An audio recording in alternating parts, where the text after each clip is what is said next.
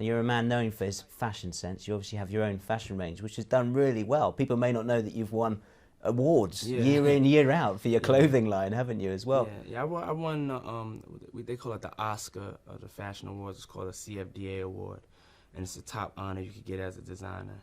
Not bad, not bad at all.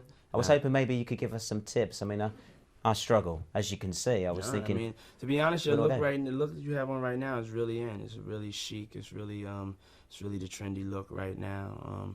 You know, three-piece suits are in heavily, especially with jeans or with corduroys, or you know, dressing it up or dressing it down the way you want it to dress up or dress down.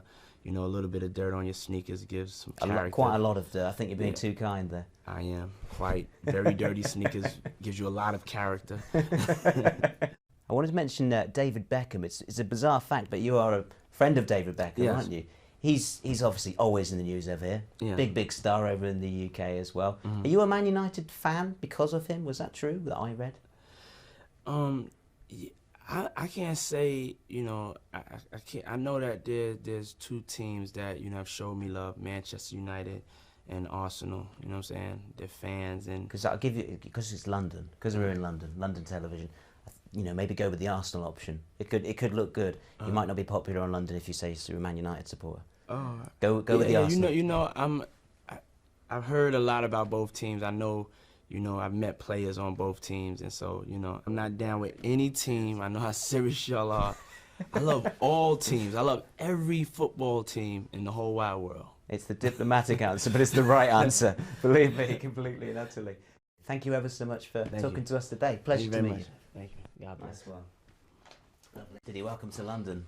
Hey, thank you. You're not here for very long. I realise a very brief little trip to our capital, isn't it? Yeah, a couple of hours just to come speak to you.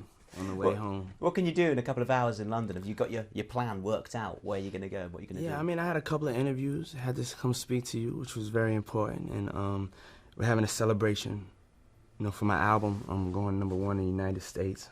Having a celebration out here somewhere at an undisclosed location. And then right at the end of the night, I'm going to just go jump on the jet and go back to New York.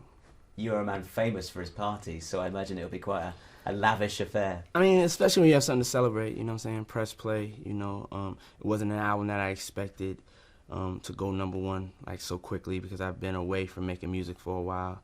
And being that it did, you know, we do have something to celebrate. So where have you been all this time? You've obviously been working hard, because you're a man with many other sort of avenues that you go down as well, lots of things to do. So what made you return to the music and thought, I'll do my album again? Yeah, I needed to take a break from music, because I was producing every day. Everybody from Sting to Mariah Carey to Janet Jackson to Snoop, Justin Timberlake, Biggie. Every day, that was my schedule every day, producing. And sometimes when it starts to become repetitious, or you feel like you're in a routine, especially when you're being creative, it's best that you take a break. So by design, I wanted to do some other things. I wanted to run a marathon and star on Broadway, and, you know, try to get young people to vote and understand the power of their vote, and do some TV shows, put out a #1 selling fragrance, and work on my clothing. I had a lot to do. I had a lot of other things. You're a busy man. I had a lot of other things on my list that I wanted to try to tackle, and I tackled them. And then it was like, it's time for me to get back to my day job. Time for me to get back what paved the way for all of those other things.